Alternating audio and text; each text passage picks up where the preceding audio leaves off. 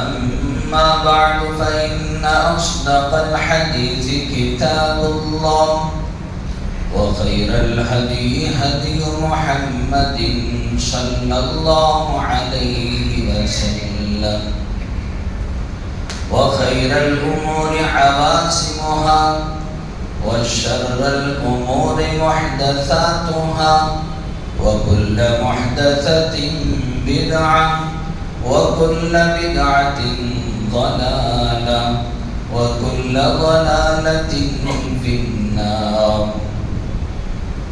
أعوذ بالله من الشيطان الرجيم. بسم الله الرحمن الرحيم. يا أيها الذين آمنوا عليكم أنفسكم لا يضركم ما ضل إذا اهتديتم. آمنت بالله صدق الله مولانا العظيم. وقال النبي صلى الله عليه وسلم إنها ستكون فتنة. قلت ما المخرج منها يا رسول الله؟ قال كتاب الله فيه نبأ ما قبلكم وخبر ما بعدكم وحكم ما بينكم هو الفصل ليس بالهزل من تركه من جبار قصمه الله ومن ابتغى الهدى من غيره أضله الله إلى آخر حديث أو كما قال عليه الصلاة والسلام. معزز حاضرین، محترم سامعین اور برادران اسلام، گزشتہ جمعہ حضرات کے سامنے علامات قیامت کے متعلق تذکرہ چل رہا تھا. اللہ کے رسول سید الاولین والآخرین شفیع المذنبین رحمت للعالمین سرور دو عالم فخر دو عالم سرور کائنات فخر کائنات حضرت محمد رسول اللہ صلی اللہ علیہ وسلم کا ہم پر یہ عظیم احسان ہے کہ آپ نے قیامت تک آنے والے تمام حالات کا، تمام فتنوں کا آپ نے تذکرہ فرمایا اور اس سے بچنے کا بھی ذریعہ اللہ کے رسول صلی اللہ علیہ وسلم نے ہم سب کو بتلایا. قیامت تو آنی یقینی ہے، لیکن کب آئے گی اللہ تعالیٰ نے اس کو مخفی رکھا، پوشیدہ رکھا. نہ کسی نبی کو معلوم، نہ کسی ولی کو معلوم، نہ کسی فرشتے کو معلوم. اللہ نے ہر ایک سے اس چیز کو مخفی رکھا.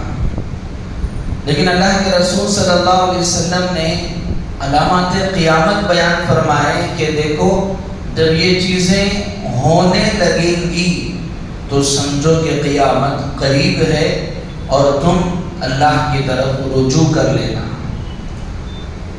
علامات قیامت تین طرح کے ہیں.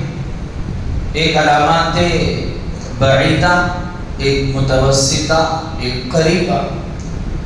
بعیدہ وہ ہیں جن کا ظہور ہو چکا ہے، اور متوسطہ وہ ہیں جن کا ظہور ہو چکا ہے اور ابھی ہو رہا ہے اور یہ قیامت تک ہوتا رہے گا. اور ایک علامت قریبہ جسے علامات کبریٰ بھی کہتے ہیں، جو قیامت کے قریب جس کا ظہور ہوگا. علامات بعیدہ جیسے گزشتہ جمعہ حضرات کے سامنے عرض کیا گیا کہ رسول اللہ صلی اللہ علیہ وسلم کا اس دنیا میں آنا اور آپ کا اس دنیا سے پردہ فرما جانا اور بیت المقدس کا فتح ہونا اور ایک وبائی مرض، ایک طاعون وبائی بیماری کا لوگوں میں پھیلنا، اور اسی طرح ایک علامت جو اللہ کے رسول صلی اللہ علیہ وسلم نے بیان فرمائی وہ ہے شق القمر، کہ چاند کے دو ٹکڑے ہونا. اللہ تعالیٰ نے قرآن مجید میں سورۃ القمر چاند کے نام سے ہی ایک سورت بیان فرمائی ہے، جس میں اللہ نے فرمایا کہ اقتربت الساعۃ وانشق القمر، کہ قیامت قریب آ گئی کیسے؟ وانشق القمر، کہ چاند دو ٹکڑے ہو گیا۔ علماء نے اس کے ضمن واقعہ لکھا ہے، ایک مرتبہ کفار مکہ نے رسول اللہ صلی اللہ علیہ وسلم سے اس بات کا مطالبہ کیا کہ اگر آپ سچے نبی ہیں تو ہماری ایک مانگ ہے، ہمارا ایک مطالبہ ہے، آپ اس کو پورا کیجئے۔ اللہ کے رسول صلی اللہ علیہ وسلم نے فرمایا کہ دیکھو، اگر تم اس مطالبے کو پورا نہیں، اگر میرا مطالبہ ہونے کے بعد اگر ایمان نہیں لاؤ گے تو اللہ کا عذاب بھی تم پر آ سکتا ہے۔ پھر اللہ کے رسول صلی اللہ علیہ وسلم نے کفار مکہ کی فرمائش پر انہوں نے کہا کہ چاند کے دو ٹکڑے کرنا ہے، تو پھر اللہ کے رسول صلی اللہ علیہ وسلم کے دعا کی برکت سے اللہ تعالیٰ نے چاند کے دو ٹکڑے کر دیے۔ وانشق القمر، اور اس نظارے کو بہت سارے لوگوں نے دیکھا، اور مورخین نے لکھا ہے کہ ہمارے اس ملک ہندوستان کا ایک بادشاہ بھی اس چیز کو دیکھا اور وہ ایمان لے آیا، اور اس نے آ کر ہمارے اس ملک میں مسجد بھی قائم کی، اور کہتے ہیں کہ آج بھی وہ مسجد قائم ہے، اگرچہ کہ وہاں نماز نہیں ہو رہی ہے لیکن وہ مسجد تو آج بھی قائم ہے۔ لیکن کفار مکہ نے یہ کہہ کر اس بات کو بھی ڈال دیا کہ نہیں، آپ تو بہت بڑے جادوگر ہیں، انہوں نے اس بات کو بھی نہیں مانا۔ تو شق القمر، چاند کے دو ٹکڑے ہونا، یہ بھی قیامت کی علامات میں سے تھی۔ اور آگے اللہ کے رسول نے فرمایا کہ ایسا فتنہ آئے گا جو عرب کے ہر گھر میں پہنچے گا۔ اس سے تو بعض علماء نے وہ حضرت عثمان غنی رضی اللہ تعالیٰ عنہ کے قتل کا فتنہ مراد لیا، اور بعض علماء نے اس سے مراد لیا ہے کہ بے حیائی وہ عرب کے ہر گھر میں داخل ہو کر رہے گی۔ آج ہم دیکھ رہے ہیں کہ عرب جہاں مکہ مدینہ، جہاں ایک وہ جگہ ہے جہاں رسول اللہ صلی اللہ علیہ وسلم کی پیدائش ہے، اور ایک مدینہ وہ جگہ ہے جہاں آرام فرما رہے ہیں، اور مکہ وہ جگہ ہے جہاں اللہ کے رسول نے 53 سال زندگی گزاری، مدینہ وہ جگہ ہے جہاں پر اللہ کے رسول نے 10 سال زندگی گزاری، اور ایسی جگہ جہاں پر 1.25 لاکھ صحابہ تقریباً جہاں پر موجود تھے، اور وہ جگہ جہاں پر قرآن مجید نازل کیا گیا، اور وہ جگہ جہاں حضرات صحابہ کی اولاد ہیں، آج وہاں بے حیائی بہت ہی زیادہ عام ہو چکی ہے۔ ابھی چند دن قبل ہمارے ایک عزیز دوست عمرے کے لیے تشریف لے گئے، وہ آ کر جب ان سے حالات کے بارے میں پوچھا گیا تو کہنے لگے تو حالات تو اتنے برے ہیں کہ مدینہ منورہ، مسجد نبوی جہاں رسول اللہ صلی اللہ علیہ وسلم آرام فرما رہے ہیں، بس اس کے تھوڑے سے فاصلے پر ہی جب ہم مسجد سے باہر نکلتے ہیں تو ہمیں ایسی عورتیں نظر آ رہی ہیں جو تنگ لباس پہنی ہوئی اور سگریٹ نوشی کرتے ہوئے ہمیں نظر آ رہی ہیں۔ اور اس کے علاوہ بھی وہاں وہ حضرات کہ جو اپنا لباس، جنہوں نے اسلامی لباس، اپنا حلیہ اسلامی رکھا ہوا ہے، وہ ایسے فنکشن کر رہے ہیں جو سراسر بے حیائی والے، جہاں پر ننگی عورتیں ناچ گانا کر رہی ہیں، اور ناچ گانے والوں کو بلا کر اعزاز کیا جا رہا ہے۔ اللہ کے رسول صلی اللہ علیہ وسلم نے آج سے 1400 سال قبل ہی ان ساری چیزوں کا تذکرہ آپ نے فرما دیا ہے، اور یہ حدیث متفق علیہ ہے، صحیح بخاری اور صحیح مسلم میں موجود ہے۔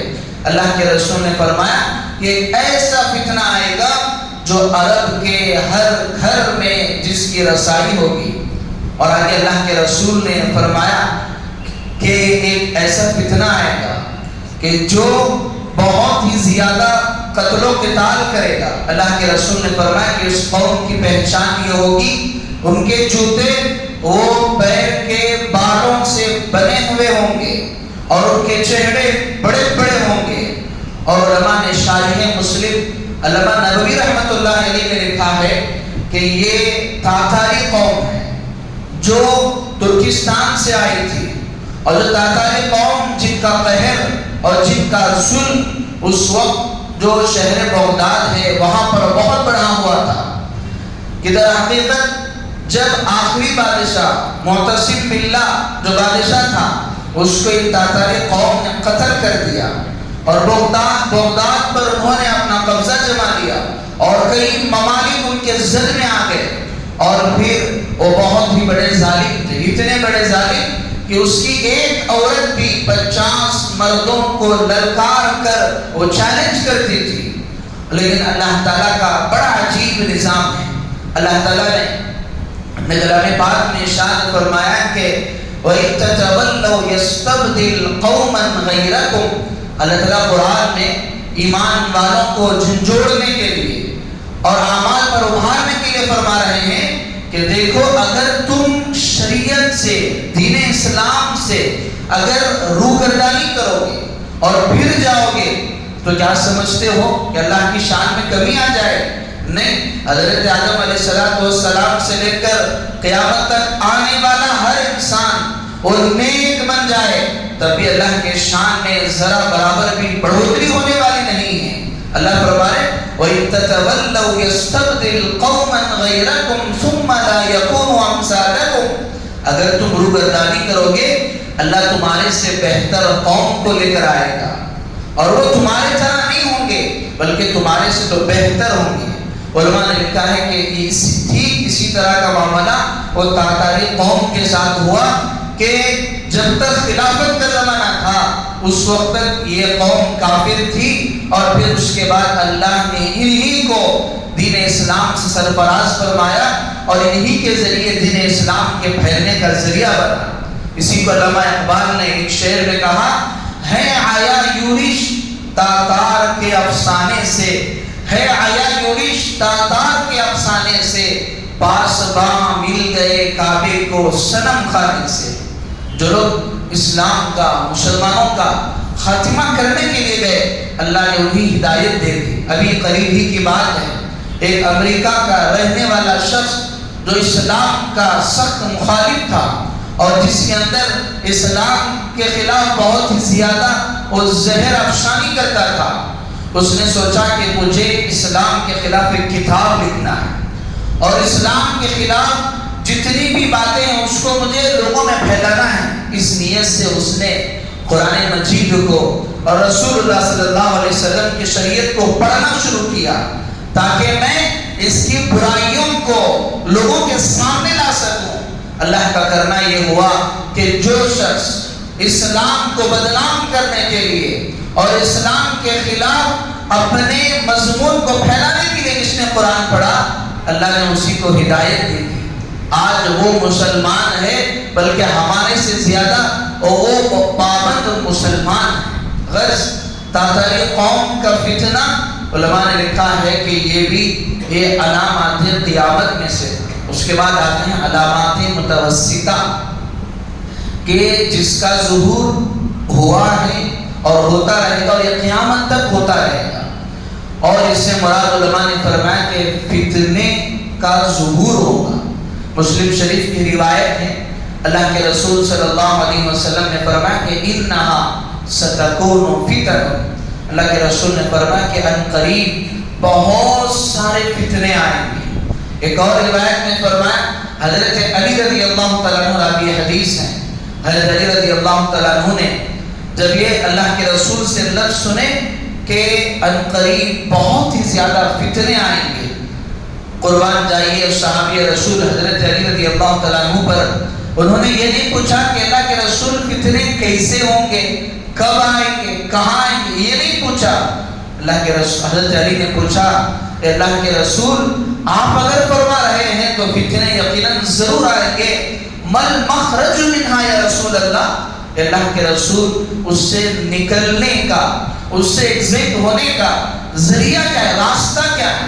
جس طرح آدمی جب ایک بہت بڑا ہال بناتا ہے پبلک کے لیے اور اس میں اگر کوئی سواری بناتا ہے پبلک کے لیے تو اس میں اس کے لیے ایمرجنسی ونڈو نکلنے کے لیے بنانا بھی ضروری ہوتا ہے۔ حضرت علی رضی اللہ تعالیٰ عنہ نے پوچھا اللہ کے رسول اس سے نکلنے کا راستہ اور ذریعہ کیا ہے؟ اللہ کے رسول صلی اللہ علیہ وسلم نے فرمایا کہ کتاب اللہ، اللہ کی کتاب ہے، اللہ کی کتاب کو مضبوطی سے تھامے رکھو تم ان فتنوں سے محفوظ رہو گے۔ اور آگے اللہ کے رسول نے ایک اور روایت میں 3 مرتبہ فرمایا انہا ستکون فتن، انہا ستکون فتن، کیا قریب فتنے آئیں گے، فتنے آئیں۔ فتنہ کہتے کسے ہیں؟ قرآن مجید میں جو فتنہ جو لفظ ہے وہ 3 معنوں میں استعمال ہوا ہے۔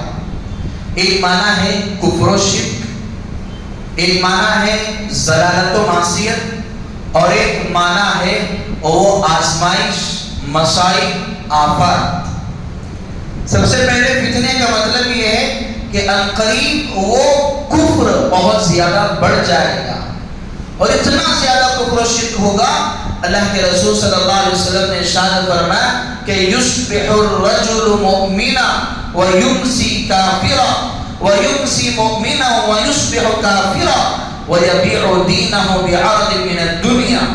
اللہ کے رسول نے فرمایا کہ ایک آدمی صبح اس حالت میں کرے گا کہ وہ ایمان والا ہے، مسلمان ہے، لیکن شام ہوتے ہوتے وَيُمْسِي كَافِرًا، وہ کافر بن کر گھر آئے گا۔ وَيُمْسِي مُؤْمِنًا، رات اس نے گزاری ایمان والے کی حالت میں۔ وَيُصْبِحُ كَافِرًا، صبح ہوتے ہوتے اس کی صبح کفر کی حالت میں ہوگی۔ اس سے علماء نے مراد لیا ہے ایک آدمی صبح ہوتے ہی وہ شریعت کا پابند بن کر چلتا ہے، اور اپنا لباس اور اپنا حلیہ اور اپنے جو اعمال ہیں وہ ایمان والا بن کر چلتا ہے، لیکن جب رات کو آتا ہے تو اس کے اعمال کفر والے اعمال ہوں گے، اس کے زبان میں جھوٹ ہوگا، دھوکہ ہوگا اور شراب ہوگی، اور نہ جانے طرح طرح کی چیزیں ہوں گی کہ صبح تو گیا تھا ایمان والے اعمال کر کے، لیکن شام آ رہا ہے کفر والے اعمال کر کے۔ تو ایک معنی تو یہ ہے کہ قیامت کے قریب کفر و شرک وہ بہت ہی زیادہ عام ہو جائے گا۔ اسی کو اللہ نے قرآن مجید میں فرمایا وَالْفِتْنَةُ أَشَدُّ مِنَ الْقَتْلِ، کہ فتنہ یہ قتل کرنے سے بھی زیادہ سخت ہے۔ مان کے چلیے ایک آدمی کو آزمائش میں مبتلا کر دیا گیا، اب اس کے پاس صرف 2 آپشن ہیں، یا تو اسے کفر اختیار کرنا ہے یا پھر اسے قتل ہو جانا ہے۔ اللہ تعالیٰ فرما رہے ہیں کہ وَالْفِتْنَةُ أَشَدُّ مِنَ الْقَتْلِ، اس سے قتل سے بھی زیادہ سخت ہے یہ فتنہ، یہ کفر۔ ایک انسان جو اللہ کے رسول صلی اللہ علیہ وسلم نے حضرت ابو ہریرہ رضی اللہ تعالیٰ عنہ کو جو نصیحت فرمائی، حضرت معاذ کو نصیحت فرمائی، اے معاذ اللہ کے دین پر قائم رہنا، اگرچہ تمہیں جلا دیا جائے، اگرچہ تمہیں قتل کر دیا جائے، اگرچہ تمہارے ٹکڑے ٹکڑے کر دیے جائے، لیکن اللہ کے دین کو کبھی مت چھوڑنا۔ اسی کو اللہ نے قرآن مجید میں فرمایا کہ وَالْفِتْنَةُ أَشَدُّ مِنَ الْقَتْلِ، کفر کو اختیار کرنا یہ قتل سے بھی زیادہ سخت ہے۔ حالانکہ اللہ تعالیٰ نے دین اسلام اتنا سخت نہیں ہے کہ ایک انسان اگر جان بچانے کے لیے، مان کر چلیے ایک آدمی آج کے اس دور میں سمجھنا بہت آسان ہے، ایک انسان اگر کہیں اکیلا سفر کر رہا ہو، چند غنڈے شرپسند شریر اگر اس کا گھیراؤ کر لے اور اس سے کہنے لگے کہ چلو تم اب ایسے نعرے لگاؤ جو اسلام کے خلاف ہیں، جو مسلمان کے خلاف ہیں، جو وحدانیت کے خلاف ہیں، اگر وہ بدرجہ مجبوری اپنے جان کے بچانے کے لیے اگر اپنے زبان سے اگر ایسا الفاظ استعمال کر دیتا ہے لیکن سچے دل سے نہیں کرتا، تو پھر اس کا ایمان ختم نہیں ہوگا۔ اس کے لیے آپشن ہے۔ اللہ تعالیٰ نے فرمایا، ایک صحابی رسول جن کا تذکرہ اللہ تعالیٰ نے قرآن مجید میں ارشاد فرمایا وَلَكِنْ مَنْ شَرَحَ بِالْكُفْرِ صَدْرًا، اللہ تعالیٰ نے قرآن مجید میں ارشاد فرمایا ایک صحابی رسول تھے جنہوں نے دباؤ میں آ کر، انہوں نے وہ کفار کے ظلم سے تنگ آ کر انہوں نے اسلام اور وحدانیت کے خلاف الفاظ بول دیے تھے، اور حضرات صحابہ کو سمجھ میں نہیں آ رہا تھا کہ اب ان کا اسلام باقی ہے یا نہیں ہے۔ اللہ تعالیٰ نے قرآن مجید میں آیتیں نازل فرمائی اور فرمایا کہ وَلَكِنْ مَنْ شَرَحَ، لیکن جو صدقے دل سے نہ کہے لیکن صرف زبان سے اگر وہ اپنی جان بچانے کے لیے اگر اس نے کہہ دیا ہے، توبہ کر لینے سے اس کی معافی ہو سکتی ہے۔ لیکن اللہ تعالیٰ نے فرمایا کہ اگر کوئی اپنے ایمان کو بچا کر اس دنیا سے چلا جاتا ہے تو یہ اس کے لیے اور بھی زیادہ بہتر ہے۔ اور دوسرا معنی فتنے کا یہ ہے کہ ضلالت و معصیت، گمراہی، نافرمانی اور گناہ، یہ معنی ہیں فتنے کے۔ اللہ کے رسول صلی اللہ علیہ وسلم نے ارشاد فرمایا کہ سیأتی علی الناس زمان القابض علی دینہ، کہ ان قریب قیامت کے ایسا زمانہ آئے گا کہ انسان کو اپنا دین کا بچانا اور اپنے ایمان کا بچانا ایسے ہوگا کالقابض علی الجمر، وہ ایسا ہوگا جیسے کہ کوئی آدمی اپنے ہاتھ میں انگارہ رکھ رہا ہے، جیسے گرم آگ اگر چل رہی ہو اس میں سے انگارہ اٹھا کر ہاتھ پر رکھ دیا جائے تو کتنی تکلیف انسان کو ہوگی، اور اس تکلیف کو انسان برداشت نہیں کر پائے گا۔ اللہ کے رسول نے فرمایا کہ قیامت کے قریب اتنے گناہ عام ہو جائیں گے، ضلالت و معصیت، اتنی گمراہی، اتنے گناہ عام ہو جائیں گے، انسان کے لیے اس سے بچنا اتنا مشکل ہوگا جیسے وہ اپنے ہاتھ میں انگارہ رکھ رہا ہو۔ اور ایک تیسرے معنی فتنے کے ہیں آزمائش، آسائی، بلائیں، مصیبتیں۔ آج ہم دیکھ رہے ہیں کہ ایک ایمان والے پر کتنی آزمائشیں ہیں اور ایک ایمان والے پر کتنی مصائب ہیں۔ کئی جگہوں پر صرف نوکری اس لیے نہیں دی جا رہی ہے کہ اس کے نام میں محمد لکھا ہوا ہے اور اس کا سرنام خان ہے اور اس کا نام عبدل ہے، اس بنیاد پر اسے نوکری سے نکال دیا جاتا ہے۔ اور کئی جگہوں پر اس کو اس لیے اس کے ساتھ ظلم و زیادتی کی جا رہی ہے، اس کا نام عبداللہ ہے، اس کا نام محمد ہے، صرف اس بنیاد پر اسے تکلیف دی جاتی ہے۔ اور کئی جگہوں پر اسے دکان اس لیے رکھنے نہیں دیا جاتا چونکہ اس کا نام محمد ہے، عبداللہ ہے، اس کا نام سرنام خان ہے، اس لیے اسے وہاں دکان لگانے نہیں دیا جاتا، اسے روزی کمانے نہیں دی جاتی، اسے آسان سے زندگی گزارنے نہیں دی جاتی۔ اور بہت ساری جگہ مکان اسے اس لیے لینے نہیں دیا جاتا چونکہ اس کے نام میں محمد ہے، عبدل ہے۔ تو اتنے مصائب آئیں گے، اتنے پریشانیاں آئیں گے۔ اللہ کے رسول نے فرمایا، مسلم شریف کی روایت ہے، ایک آدمی قبرستان سے گزرے گا، قبرستان سے گزرتے ہوئے کہے گا کہ کاش اس کی جگہ پر میں ہوتا۔ یعنی کہ اتنی آزمائشیں ہوں گی، انسان سوچے گا کہ اس سے بہتر ہے کہ دنیا ہی سے چلا جاتا۔ حالانکہ انسان وہ موت کی تمنا نہیں کر سکتا۔ موت، حیات، مصائب، پریشانیاں، یہ سب کچھ اللہ کی طرف سے ہیں۔ انسان کے اختیار میں یہ نہیں ہے کہ وہ موت کی تمنا کرے، لیکن اللہ کے رسول نے فرمایا کہ آزمائشیں اتنی ہوں گی، انسان سوچے گا کہ کاش یہ جو قبر میں سو رہا ہے اس کے بجائے میں ہوتا۔ تو یہ فتنے کا مطلب تین معنی ہے۔ ایک معنی ہے کفر و شرک، کفر و شرک بہت زیادہ بڑھ جائے گا۔ ایک معنی ہے ضلالت و معصیت، گمراہی، نافرمانی، وہ اتنی زیادہ بڑھ جائے گی۔ اور ایک معنی ہے آزمائش، کہ آزمائشیں بہت ہی زیادہ بڑھ جائیں گی۔ اور علماء نے ان فتنوں کی ظہور فتن کے اسباب بیان فرمائے کہ فتنوں کے بڑھنے کی وجہ کیا ہے۔ ایک بنیادی طور پر جو علماء نے وجوہات میں سے ایک وجہ بیان فرمائی ہے کہ دین اور علم دین اور علماء دین سے دوری انسان کے لیے وہ فتنے کا ذریعہ بن جائے گی۔ انسان وہ دین سے بھی دور ہوگا اور دین کے سکھانے والوں سے بھی دور ہوگا۔ آج انٹرنیشنل لیول پر ایک سازش جو بہت زمانے سے رچی گئی کہ یہ جو ہمارا حلیہ ہے کہ ایک آدمی امامہ پہنے ہوئے اور سفید کپڑے پہنے ہوئے اور جو اسلامی لباس ہے اس کو ابتدائی سے اس کو ایک طرح سے مشکوک نگاہ سے، ڈاؤٹ فل نگاہ سے دیکھا جائے، اس کے لیے انہوں نے کوششیں کی۔ آج انسان اگر کہیں جرم ہوتا ہے تو اس کے جرم میں ٹیررسٹ اٹیک اگر کوئی ہوتا ہے وہاں ایسی تصویریں لگائی جاتی ہیں جس سے اگر کوئی شخص اسلامی لباس بھی اگر پہنتا ہے تو اسے لگتا ہے کہ یہ وہی شخص ہیں جو علم دین کے حاصل کرنے والے ہیں۔ غرض کہ انسان وہ دھیرے دھیرے دین سے بھی دور ہوگا، علم دین سے بھی دور ہوگا اور علماء دین سے بھی دور ہوتا چلا جائے گا، جس کی وجہ سے وہ ان فتنوں کے زد میں آ جائے گا۔ بڑے افسوس کی بات ہے، علم دین اس دین اسلام کی اور پڑھنا اور علم کا سیکھنا اس دین کی، اس اسلام کی سب سے پہلی بنیاد ہے۔ جس موقع پر اسلام آیا، اللہ کے رسول صلی اللہ علیہ وسلم پر جب پہلی آیت نازل ہوئی، کون سی آیت نازل ہوئی؟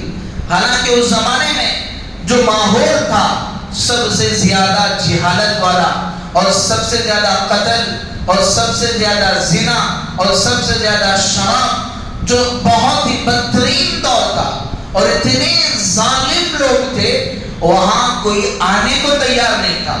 اتنا ظلم والا دور تھا، اتنا زنا عام تھا، شراب عام تھی، فحاشی عام تھی، لیکن اللہ تعالیٰ نے آیتیں کون سی نازل کی؟ آیت سب سے پہلے اگر نازل ہوئی تو اقرا، پڑھ، علم دین حاصل کر۔ یہ دین اسلام کی بنیاد ہے کہ اگر دیکھا جائے تو ہر ایک مسلمان کو علم دین کا حاصل کرنے والا ہونا چاہیے تھا، لیکن افسوس کی بات یہ ہے کہ اسی کو ہم نے بھلا دیا۔ آج مسلمانوں کے علاقوں کو، مسلمانوں کے ایریوں کو اگر پہچاننا ہے تو بڑا آسان ہے۔ انسان جیسے ہی انٹری ہوگا وہاں اسے بہت سارے ہوٹل نظر آئیں گے، ہوٹلوں سے اڑتا ہوا دھواں نظر آئے گا، عمدہ پکتی کھانے کی بہت ساری ویرائٹیز اسے نظر آئیں گی، اور رات ہو جائے گی تو ایک لوگوں کا بڑا جمع غفیر نظر آئے گا، رات کے 12 بجے تک ہوٹلوں میں نظر آئیں گے، چائے نوشی کرتے ہوئے نظر آئیں گے، اور یہ عمدہ اور لذیذ کھانا گویا کہ ایک مسلمانوں کی پہچان بن گئے۔ حالانکہ اس قوم کی اور اس مسلمان کی شان و پہچان تو یہ تھی، انسان اگر داخل ہوتا کہاں وہاں اسے کہیں سے قرآن مجید کی تلاوت کے وہ آثار نظر آتے، اور کہیں قرآن سینٹر کے اسے نظر آتا ہے، اور ہر گھر وہ قرآن کا مرکز بنا نظر آتا، لیکن ایسا نہیں ہوا۔ آج انسان وہ یہ سوچ رہا ہے، بلکہ اس سے آگے بڑھ کر انسان وہ اپنے لذیذ کھانوں کے لیے اور اپنے خواہشات کے پورا کرنے کے لیے اس کے اندر اگر صلاحیت نہیں ہے، وہ قرض لے کر کریڈٹ کارڈ کے ذریعے وہ اپنے خواہشات کے، ان لذیذ کھانوں کے ان خواہشات کو پورا کرنے میں لگا ہوا ہے۔ تو قرآن مجید کی جو سب سے پہلے آیت نازل ہوئی، وہ آیت نازل ہوئی اقرا، پڑھیے، العلم من المہد الی اللحد، کہ علم کی کبھی انتہا نہیں، علم کا کبھی علم نہیں۔ انسان وہ ماں کی گود سے لے کر قبر کی گود تک بھی علم سیکھتا رہے تو علم کی کوئی انتہا نہیں۔ اسی لیے علماء نے فرمایا علم کی ابتدا، وہ علم کی اسٹارٹ وہ کہاں سے ہوگی؟ جہاں انسان یہ کہے کہ لا ادری، مجھے کچھ آتا نہیں۔ جیسے انسان یہ کہے گا اس سے علم کی ابتدا ہوگی۔ اور علم کہاں ایک ہو جائے گا؟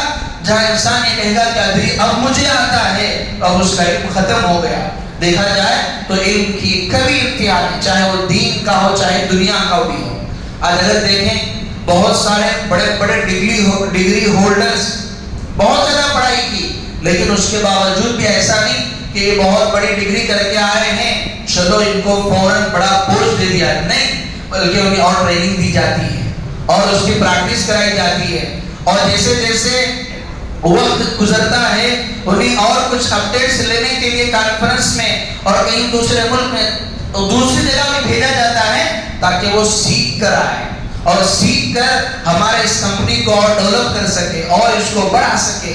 علم کی کوئی انتہا ہے ہی نہیں، انسان موت تک وہ علم سیکھتا ہے۔ بس اللہ کے رسول صلی اللہ علیہ وسلم نے جو ارشاد فرمایا، ان فتنوں میں اگر کوئی فتنوں کی زد میں آ رہا ہے، اس کی وجہ ہے وہ علم دین کی کمی اور علماء دین سے دوری، وہ انسان کو ان فتنوں میں شامل کر دے گی۔ پھر اللہ کے رسول صلی اللہ علیہ وسلم نے فرمایا کہ اور بھی ڈھیر سارے فتنے ہوں گے۔ ایک اور روایت میں اللہ کے رسول صلی اللہ علیہ وسلم نے فرمایا ان من اشراط الساعہ، قیامت کی علامتوں میں سے علم یہ ہے ان یرفع العلم، کہ وہ علم کو اٹھا لیا جائے گا۔ علم اٹھا لیا جائے گا کا مطلب یہ نہیں کہ ڈاکٹریٹ کا علم، انجینئرنگ کا علم نہیں، وہ علم تو باقی رہے گا۔ ایسا علم اٹھا لیا جائے گا جو قرآن کا ہے، جو حدیث کا ہے، اور یا ایسا علم ہے جو قرآن و حدیث کے علم سیکھنے میں مدد کرتا ہے، وہ علم اٹھا لیا جائے گا۔ ایک اور حدیث میں اس کی اور وضاحت اللہ کے رسول نے فرمائی، علم کیسے اٹھا لیا جائے گا؟ ان اللہ لا يقبض العلم قبضا انتزاعا ولكن يقبض العلم. کیسے اٹھے گا؟ علماء اللہ کے رسول نے حدیث میں ارشاد فرمایا علم ایسے اٹھے گا کہ ایسا نہیں کہ سڈنلی راتوں رات قرآن آسمانوں پر اٹھا لیا گیا، نہیں، بلکہ علم ایسا اٹھے گا ان اللہ لا يقبض العلم قبضا انتزاعا کہ دھیرے دھیرے اللہ علماء کو اس دنیا سے اٹھا لیں گے. اور جب علماء اٹھ جائیں گے تو ہوگا کیا کہ اتخذ الناس رؤوسا جہالا، لوگ جاہلوں کو اپنا سردار بنا لیں گے. فافتوا بغیر علم فاضلوا واضلوا. اللہ کے رسول نے فرمایا کہ قیامت کے قریب لوگ جاہلوں کو اپنا سردار بنا لیں گے، جاہلوں کو اپنا پیشوا بنا لیں گے اور جاہلوں کو اپنا مقتدا بنا لیں گے. وہ لوگ تمہیں مسائل بیان کریں گے کہ دین میں ایسا ہے، دین میں ویسا ہے. جیسے میں نے گزشتہ 2 جمعہ پہلے عرض کیا تھا، آج ہر انسان یہ چاہتا ہے اسے ایسا دین چاہیے جو اس کی سوچ کے مطابق ہو، جو وہ کر رہا ہے وہ صحیح ہو. اگر ایسا بتانے والا اگر کوئی مل جائے تو پھر وہ اس کو اپنا بڑا بھی مان لے گا، مقتدا بھی مان لے گا، پیشوا بھی مان لے گا. اگر کوئی آ کر ان سے یہ کہہ دے کہ نہیں، نماز جیسے دل کی پڑھنا ہے، مسجد کو آنا ضروری نہیں، اور اسے اس کے مزاج کے مطابق لگ رہا ہے، تو وہ کہے گا کہ یہ ہمارے امام ہیں، یہ ہمارے سب سے بڑے عالم ہے، وہ ان کو پیشوا بنا لے گا. اور آگے چل کر اگر کوئی یہ کہہ دے کہ نہیں، زندگی گزارنے کے لیے، گھر بنانے کے لیے لون کا لینا جائز ہے، سود کا لینا جائز ہے، بدلنے مجبوری جائز ہے، تو پھر وہ اسے اپنا پیشوا بنا لے گا، اپنا امام بنا لے گا، کہے گا کہ یہی بہت بڑے عالم ہیں. اتخذ الناس رؤوسا جہالا، جاہلوں کو اپنا سردار بنا لیں گے. فافتوا بغیر علم، بغیر علم کے وہ لوگ فتوا دیں گے اور خود بھی گمراہ ہوں گے اور دوسروں کو بھی گمراہ کریں گے. اور آگے اللہ کے رسول نے فرمایا وَيُكْثِرُ الزِّنَا، اور زنا عام ہو جائے گا. کہ آج ہم ایسی واقعات ہمارے آنکھوں کے سامنے آتی ہیں، یقیناً انسان وہ تصور بھی نہیں کر سکتا کہ 8 سال 9 سال اور 10 سال کہ جو اتنی کم عمر جنہیں ہمیں سننے میں آتا ہے کہ ایسی عورتیں وہ حمل سے ہیں، ایسی بچیاں وہ حمل سے ہیں. زنا اتنا عام ہے کہ وہ چھوٹے سے لے کر بوڑھا تک اس میں مبتلا ہے. اللہ کے رسول صلی اللہ علیہ وسلم نے ارشاد فرمایا کل قیامت کا دن ہوگا، قیامت کے دن ہر آدمی پریشان ہے، وہاں کسی کی سفارش نہیں، کسی کا ڈاکومنٹ، کسی کی کچھ نہیں چلے گی. اس دن لمن الملک اليوم للہ الواحد القہار، صرف اور صرف اللہ کی حکومت ہوگی. اس موقع پر جب چند لوگ آئیں گے اور امیدیں لگائیں گے اللہ میری طرف رحمت کی نظر کر لیں گے تو میرا بیڑا پار ہو جائے گا. اللہ کے رسول چند لوگ ایسے آئیں گے جن کی طرف اللہ تعالیٰ نظر کرم بھی نہیں فرمائیں گے. اللہ کے رسول نے فرمایا کہ اس میں ایسا شخص ہوگا جو بوڑھا زانی ہوگا، جو بوڑھا ہو کر بھی زنا کر رہا ہوگا. اللہ تعالیٰ کل قیامت کے دن اس کی طرف رحمت کی نظر بھی نہیں کریں گے. اور جب رحمت کی نظر نہیں پڑے گی تو پھر وہ گناہوں سے پاک کیسے ہوگا؟ اور جب گناہوں سے پاک اگر نہیں ہوگا تو پھر جنت میں کیسے جائے گا؟ اور اللہ کے رسول صلی اللہ علیہ وسلم نے فرمایا کہ زنا وہ بھی عام ہو جائے گا. اور آگے اللہ کے رسول نے فرمایا کہ زنا اتنا عام ہو جائے گا کہ مرد وہ اپنی بیوی سے زنا کرے گا. جب یہ بات کہی گئی تو حضرات صحابہ کرام رضی اللہ عنہم اجمعین نے اس پہ اللہ کے رسول سے پوچھا اللہ کے رسول ایک مرد اپنی بیوی سے زنا کیسے کرے گا؟ ایک انسان جب نکاح کر کے حلال طریقے سے جب وہ ایجاب و قبول کر کے قبیل تو کہہ کر ایک عورت کو، ایک لڑکی کو اپنی زندگی میں لاتا ہے تو اس کے لیے حلال ہے، حرام کیسے ہو جائے گی؟ تو علماء نے اس کی 2 وجوہات لکھے ہیں. ایک وجہ انسان غیر محسوس طریقے سے وہ اپنی بیوی کے ساتھ زنا میں مبتلا ہے. ایک اور وہ علم ہے لیکن وہ اپنی عزت کے خاطر، جھوٹی عزت کے خاطر وہ زنا میں مبتلا ہے. مالا بدھا میں حضرت قاضی ثناء اللہ صاحب پانی پتی رحمۃ اللہ علیہ نے ایک باب باندھا ہے کہ ایسی چیزیں، ایسی باتیں جن کے کہنے سے انسان ایمان سے نکل جاتا ہے. جیسے انسان حضرت رحمت اللہ علیہ نے اپنی کتاب میں لکھا ہے، کسی شخص نے اگر کسی سے پوچھا کہ بتاؤ بھی آپ کہاں رہتے ہو، اس نے کہا کہ خدا کے پچھواڑے میں رہتے ہیں، نعوذ باللہ. اگر اس طرح کہتا ہے تو فقط کفر، اس نے کفر والی بات کہی ہے. اب اس کو چاہیے کہ اپنے ایمان کی تجدید کرے. جیسے حضرت نے اس میں کلمات کفر میں لکھا ہے، اگر کسی شخص سے کہا جائے کہ بھائی نماز پڑھو، دین پر چلو، وہ کہے کون سی نماز، کون سا دین، پھیرو جی اس کو. اگر کہے گا تو یہ بھی کفریہ کلمات ہیں، کیونکہ انسان نماز کے نہ پڑھنے سے اور دین پر نہ چلنے سے کافر نہیں ہوگا، لیکن دین کو حقیر سمجھنے سے کافر ہوگا. نماز کو حقیر سمجھنے سے وہ کافر ہوگا. نماز کا انکار کرنے سے وہ کفریہ والا عمل کرے گا. اگر انسان میاں بیوی اگر زندگی گزار رہے ہیں، اس دوران اگر ان کی زبان سے، چاہے وہ میاں ہو یا بیوی ہو، کفریہ کلمات اگر نکل گئے، تو جیسے ہی کفریہ کلمات نکلے ایمان گیا، تو جیسے ہی ایمان گیا تو انسان کا نکاح ختم ہو جائے گا. جب انسان کا نکاح ختم ہو جائے گا، جب میاں بیوی آپس میں رہ رہے ہیں، تو گویا کہ وہ زنا کی حالت میں اپنی زندگی گزار رہے ہیں.